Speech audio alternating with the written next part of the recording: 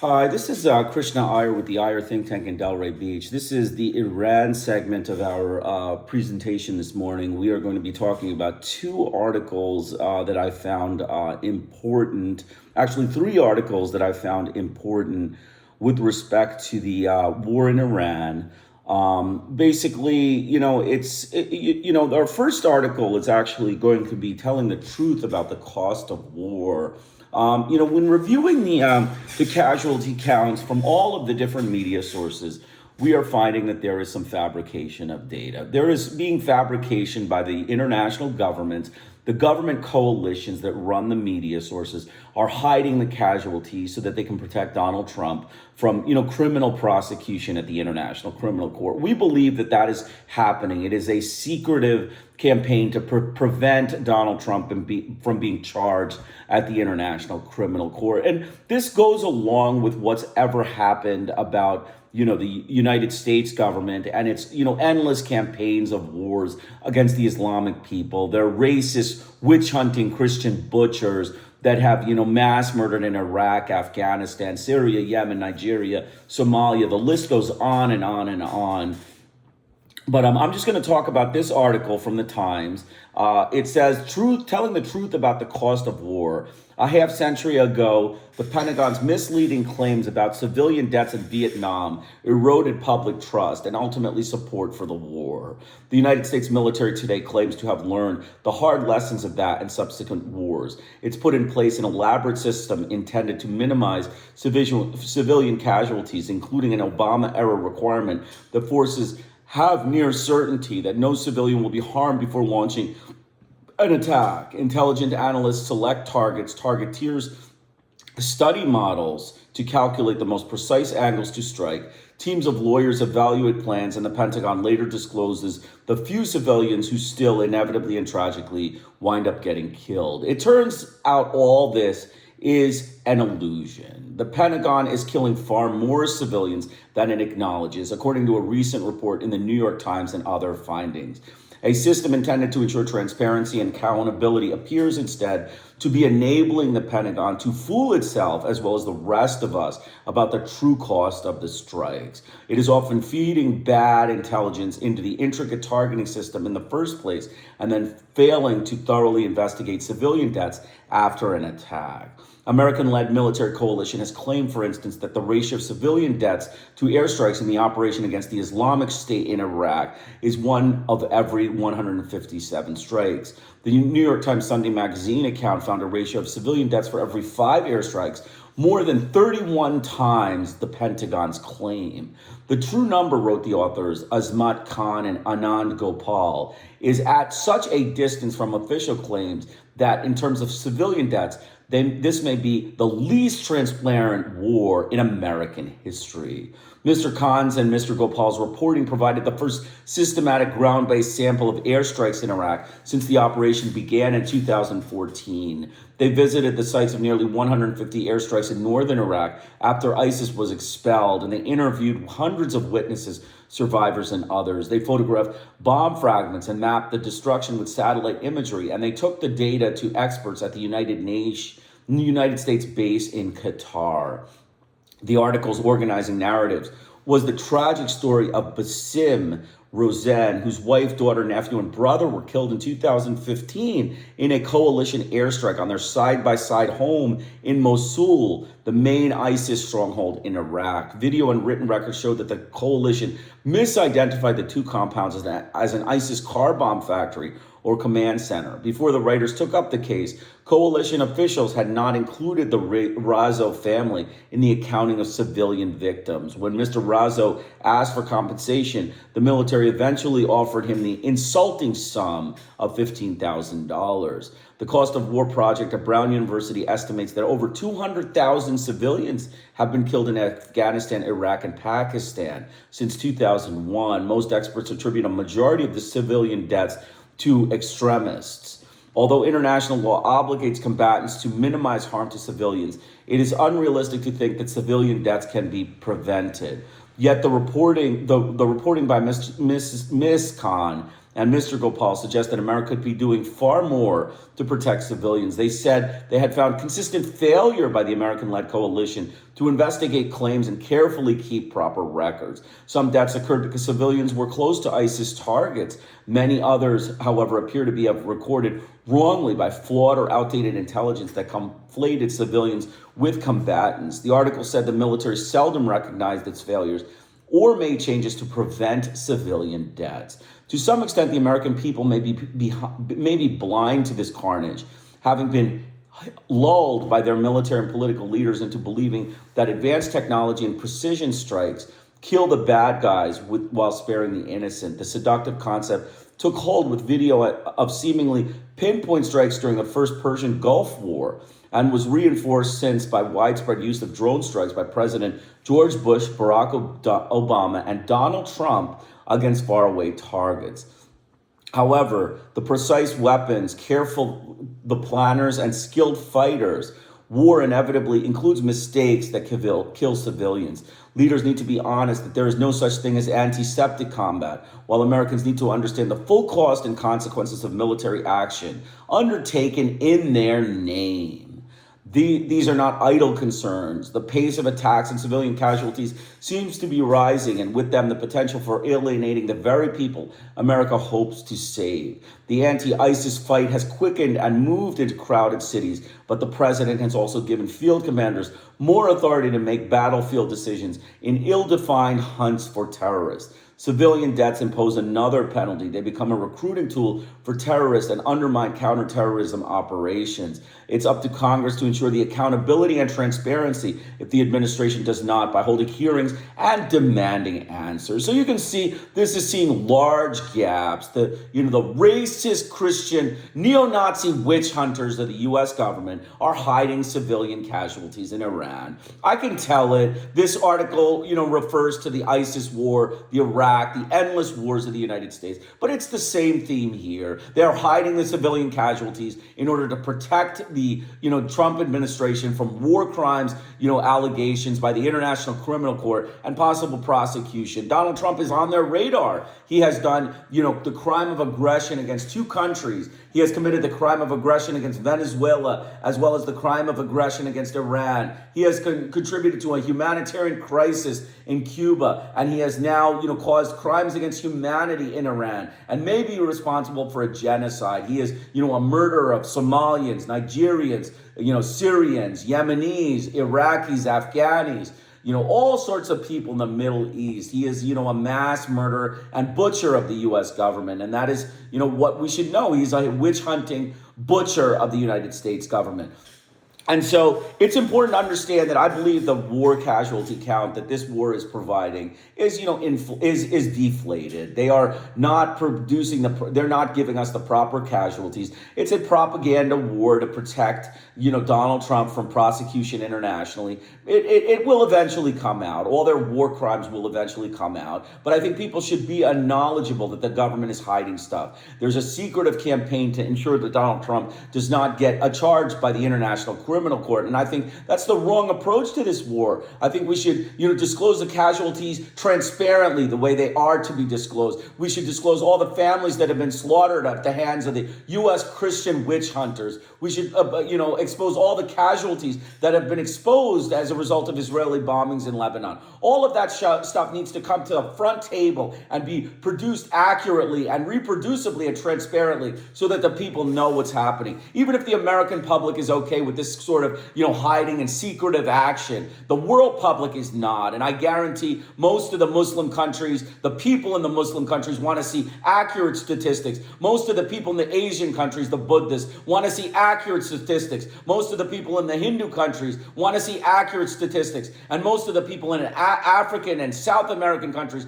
want to see accurate statistics on reporting of casualties against Iranians in this war. And, being as Donald Trump is a racist, neo-Nazi, Christian witch-hunting butcher of the U.S. government, an anti-Muslim butcher, he needs to, fess up to his crimes against humanity and his genocide. And I strongly believe that he will be tried in 2029 after he leaves office at the International Criminal Court for war crimes and crimes against humanity, including genocide against Muslims.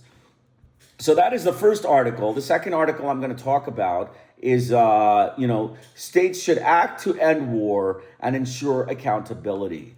This is U.S. and Israel apparent war crimes in Iran and Lebanon demand action.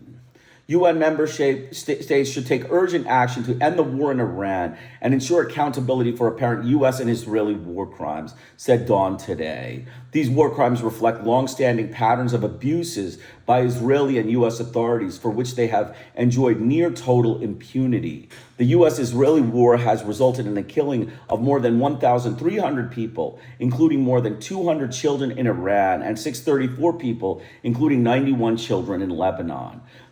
In more days, U.S. and Israeli forces have launched a war of choice, killing hundreds of civilians, displacing hundreds of thousands, bombed scores of schools, health facilities, and fuel depots, and dropped white phosphorus on civilian communities, said Omar Shakir, Dawn's executive director. The international community's failure to act with its most fundamental norms of international law are being challenged, risks plunging the world further into a lawless era in which civilians across the globe are at risk. The UN General Assembly should convene an emergency session to demand an end to this illegal war on Iran. Iran and other countries in the region should file Article 12.3 declarations granting the International Criminal Court jurisdiction over crimes committed on their territory, provide access to UN fact finders and human rights mechanisms, and to preserve evidence of abuses. The United States Constitution gives the power to declare war to Congress, and the War Powers Resolution of 1973 empowers Congress to authorize ongoing military action overseas. The U.S. decision to wage war against Iran has violated international and domestic law, as Dawn has documented and members of Congress have stated, but Congress nevertheless failed to stop it. On March 4th, the Senate rejected 33-47 a resolution which called for the war which called an end to the war on party lines. On March 5th, the House rejected a similar resolution by a vote of 219 to 12. Congress's failure to use its constitutional authority forecloses the clearest path to ending the war domestically and underscores the need for action by other states. Already on the war's first day, UN Secretary General Guterres said the U.S. and Israel's use of force undermined international peace and security. The growing number of governments, including Spain, Switzerland, Oman, China, and Pakistan, have also called out the illegality of the U.S. war on Iran. The United Nations Security Council has held an emergency meeting on February 28, 2026, but failed to take any action or pass any resolution. When the Security Council fails or is unable to act, the UN General Assembly can convene an emergency special session and recommend collective measures under a so-called Uniting for Peace resolution. The emergency special sessions can be initiated at the request of 7 members of the UN Security Council or by a majority of the UN member states. Given that the Security Council is unable to act in light of the United States veto power, the UN General Assembly should use that authority now. Declarations by states that the U.S.-Israeli war on Iran are illegal are welcome, but are not enough, said Ray Gerard, Dawn's advocacy director. States should call for a Uniting for Peace emergency session of the UN General Assembly to make it clear to Washington that veto in the Security Council does not give it a veto for enforcement under international law. February 28th strike on Sharjah Taibeh schools, elementary school.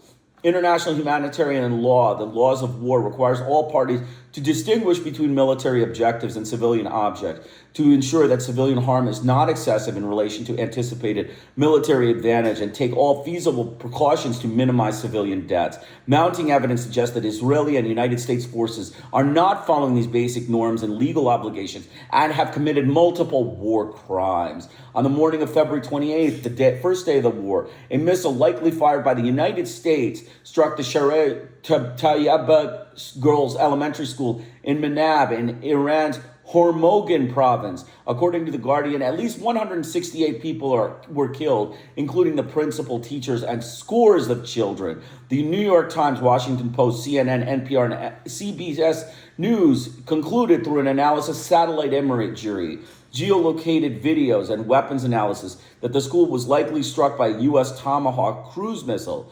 Jeffrey Lewis of the Middlebury Institute corroborated the analysis. The United States is the only party to this conflict that possesses Tomahawk cruise missiles. A video published by Bellingcat shows smoke rising from the school before Tomahawk can be seen striking the adjacent Iranian Revolutionary Guards Corps naval base, indicating that the school may have been struck first.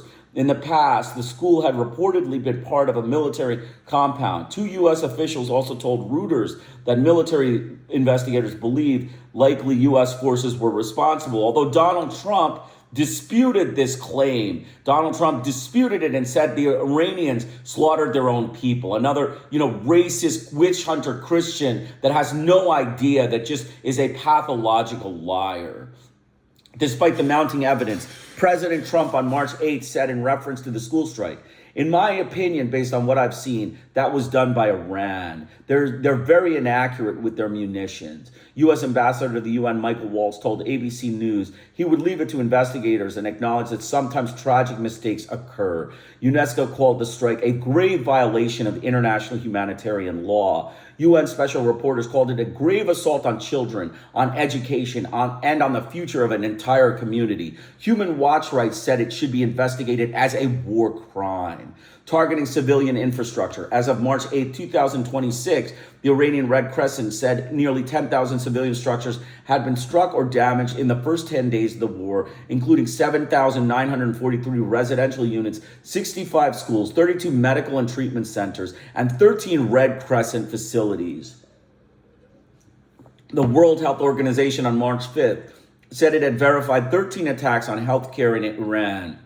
A desalination plant was struck in Qashem Island in the Strait of Hormuz, according to Iranian officials. On March 7th and 8th, Israeli forces struck 30 fuel depots across Greater Tehran and Al-Borz province, including the Tehran refinery and the Shabran and Agadash oil depots. The fires released toxic hydrocarbon compounds, sulfur and nitrogen oxides. Black acid rain fell across the city of 10 million people on March 8th. Residents reported chemical burns to their skin and difficulty breathing, and experts warned of long-term contamination to soil, water, and food supplies. Article 56 of the Additional Protocol of the Geneva Convention expressly prohibits attacks on any works or installations that could result in the release of dangerous forces. U.S. officials reportedly opposed Israeli strikes on fuel depots and facilities. Alongside the U.S. and Israeli attack on Iran, Israel has intensified the assault on Lebanon, killing 634 people, injuring over 1,000, and displacing more than 750,000 since March 2nd. Israeli forces also unlawfully used artillery-fired white phosphorus over residential areas in the southern Lebanese town of Yomor on March 3rd, according to Human Rights Watch. HRW verified and geolocated 8 images showing airburst white phosphorus munitions being deployed over their homes. HRW has previously documented Israeli white phosphorus use in at least 17 Lebanese municipalities in October 2023, as well as in Gaza. Using airburst white phosphorus over populated civilian areas violates the international humanitarian law prohibition against indiscriminate attacks and requirement to take all feasible precautions to avoid civilian harm. In addition, on March 6, Israeli soldiers killed 41 civilians, according to Lebanon's Army of Ministry of Public Health. According to CNN, the Lebanese military said Israeli forces disguised themselves, including by using vehicles and ambulances. Article 37 of the first additional protocol to the Geneva Convention prohibits perfidy, defined as feigning protected status, including the use of medical vehicles in order to kill, injury, or capture an adversary. The attacks on civilian infrastructure on Iran and Lebanon follow a well-documented pattern of war crimes by Israel. Since October 2023, Israeli forces have deliberately attacked hospitals, medical personnel, ambulances, and health infrastructure in Palestine. The Commission of Inquiry in the occupied Palestinian territory, including East Jerusalem and Israel, found such attacks amounted to war crimes and crimes against humanity. Israeli forces have also deliberately destroyed civilian infrastructure, razed entire areas, and issued unlawfully sweeping evacuation orders for large parts of the civilian population in Lebanon and Palestine, in acts that human rights organizations have found to amount to war crimes, crimes against humanity, and ethnic cleansing. From deliberate attacks on civilian infrastructure to forced displacement, Israel's War crimes in Iran and Lebanon are not isolated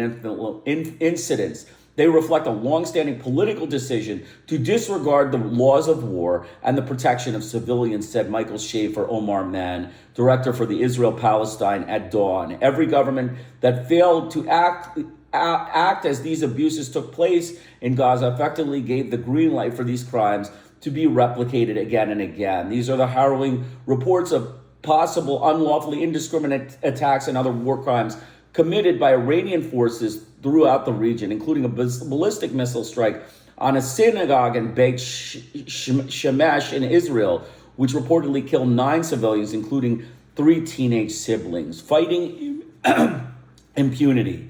International mechanisms for fighting impunity. International mechanisms for accountability were created for situations in which states are unwilling or unable to investigate allegations of their own war crimes and other violations of international law. Israel and the U.S. both have a years-long record of failing to hold perpetrators of grave abuses to account. So I'm just going to intercede here with some statements. Okay, we understand that the Israeli government is, doing the slaughter, but this is an American war. Let's, be frank. I think that the dossier needs to go against Donald Trump. This is an American war. Israel may be carrying out, its hitman type thing, but ultimately the responsibility here goes to Donald Trump. And Donald Trump needs to have the dossier by the International Criminal Court for crimes against humanity in this war. He is a mass murderer, anti-Muslim, witch-hunting butcher of the United States government. He is a witch hunter for nuclear weapons, and that is why he went into this war. And he forced the Israelis to go into this war for him, for his own, edification, and for his own feeling of empowerment that he's able to racially oppress and mass murder Muslims. And, he wanted his popularity to skyrocket. He wanted to take away from the domestic, pitfalls that he has in America, since he is doing very poorly domestically in his, in his ability to run the government. And so he wanted to do this as a distraction mechanism. And he failed. He failed miserably. And, we're talking about Gaza. We're talking about Lebanon. But these are all being endorsed by the United States. Of course, obviously, the United States is the colonial imperialist. The United States is the colonial regime that controls the Israeli government. They are not, on their own. They do not do things on their own. Israel is a colonial puppet of the United States. So being a colonial puppet of the United States, who needs to get down? Just like, Mussolini was a colonial puppet of Hitler. Similarly, Netanyahu is a colonial puppet of Donald Trump. And Donald Trump needs to go down for all the war crimes Israel has committed, as well as what the United States has committed. And if we can't get him on Israeli war crimes, we should get him certainly on American war crimes. There's plenty to go around of American war crimes that this white Christian, racist, gangster, neo-Nazi, witch-hunting, nuclear butcher has, criminally, caused in Iran and, all of the other Middle Eastern places, including Somalia, Yemen, Nigeria, Syria, Afghanistan, Iraq, the list goes on. International mechanisms, in its review of 10 years of military investigations into alleged war crimes committed in Gaza, the Israeli human rights group Yesh Din said in a May 2024 report that it is highly doubtful that Israel has the ability to independently and fairly investigate allegations of breaches of international law, and concluded, we cannot but grimly conclude that Israeli law enforcement system has proven it is not interested in investigating suspicions of war crimes properly, and certainly is not interested in investigating decisions such as its policy use on fire. The crimes come on top of political interference with the bodies charged with investigating war crimes, most notably the indictment of the IDF's military advocate general relating to their investigation of torture, murder, rape of detainees. The U.S. has failed to hold to account Americans who have carried out grave international crimes, including torture and war crimes in Afghanistan and Iraq. President Trump has issued pardons in the few cases where Americans were actually convicted of war crimes, including cases where civilians were deliberately targeted in Afghanistan and Iraq. The United States has also put enormous pressure on international investigatory mechanisms such as the International Criminal Court, to end its injuries and investigation into international crimes committed by the United States and Israeli nationals, including by putting sanctions on the court, prosecutors and judges, and human rights defenders. Beyond refusing to investigate it, the U.S. has threatened to commit further war crimes. Secretary of War Pete Hegseth declared on March 2nd Pentagon press conference that the United States is operating with no stupid rules of engagement, and regardless of what so-called international institutions say, President Trump posted on Truth Social on March 9th that the U.S. would take out easily destroyable targets that will make it virtually impossible for Iran to ever be built back as a nation again. Targeting civilian infrastructure with the stated aim of making national reconstruction virtually impossible is not a lawful military objective, Mr. Hegseth. It is declared intent to destroy the means of civilian survival in direct violation of prohibitive on collective punishment and the obligation to distinguish between military targets and civilian objects. So you can see Mr. Hegseth needs to go to the International Criminal Court. He needs to be, indicted by the ICC for war crimes. Mr. Hegseth needs to go to the International Criminal Court along with with Donald Trump as, the orchestrators of this mass murder campaign in Iran. U.S. officials are not just threatening to commit future war crimes, they're admitting that their current policy sanctions the commission of war crimes with impunity, Giroir said. Israeli and U.S. authorities have designed a system to shield themselves from accountability for their grave crimes.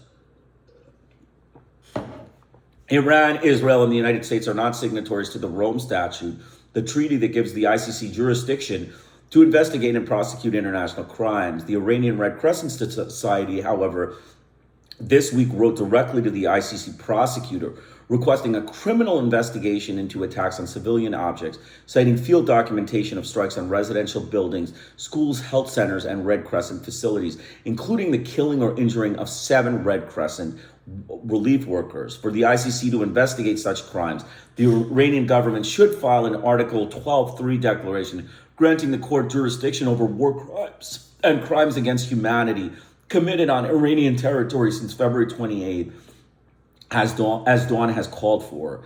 This is an executive act requiring no legislation. Palestine used this mechanism in 2014. Ukraine has used it twice. The ICC subsequently issued arrest warrants against Israeli Prime Minister Benjamin Netanyahu and Russian President Vladimir Putin. Lebanon and other affected states in the Gulf and across the region should do the same. Additionally, all affected states in the region should provide access to the UN's fact-finding human rights mechanisms and secure, preserve, and protect evidence of possible war crimes. The Independent International Fact-Finding Mission in Iran, established by the UN Human Rights Council in November 2022 and extended in January 2026, has an active mandate to investigate violations on Iranian territory. Iran should cooperate fully and provide access to all strike sites, including Minab. They should act immediately since evidence depends over time and window to preserve the factual record for future prosecution and is narrow and closing. The UN and International Criminal Court were created for moments like this when the most powerful decide the rules do not apply to them, said Shakir. Governments unwilling to invoke international law when their allies commit crimes have no credibility when they invoke it against rivals. So basically, this is, pretty much a short article, but it is a good one on, U.S.-Israel apparent war crimes. We believe Mr. Hegseth and Mr. Trump, their rhetoric, the racist rhetoric, their, United Nations bashing, their International Criminal Court bashing, and their illegal crime of aggression against Venezuela and